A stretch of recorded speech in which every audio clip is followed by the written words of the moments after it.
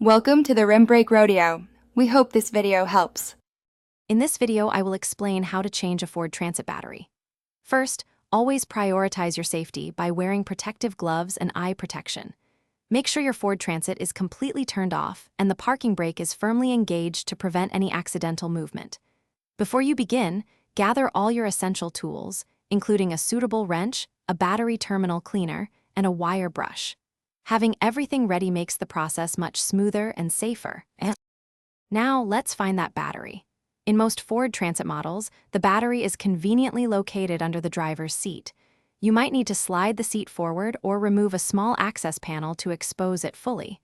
Once visible, use your wrench to disconnect the negative terminal first. This is crucial for safety. Then, proceed to disconnect the positive terminal. Always keep the disconnected cables away from any metal surfaces.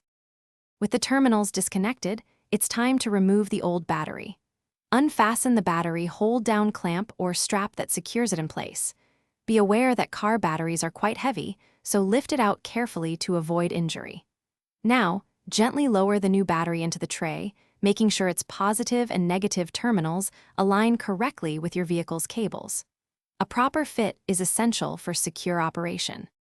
To finish up, connect the positive terminal first, then the negative terminal, ensuring both are tight and secure. Replace any covers or panels you removed earlier, making sure everything is fastened properly.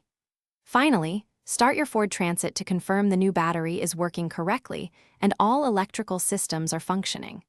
For more great tips and deals, including a book that can truly change how you think about money, check the description below. It's packed with valuable resources. Thanks for watching. Consider subscribing if we helped you.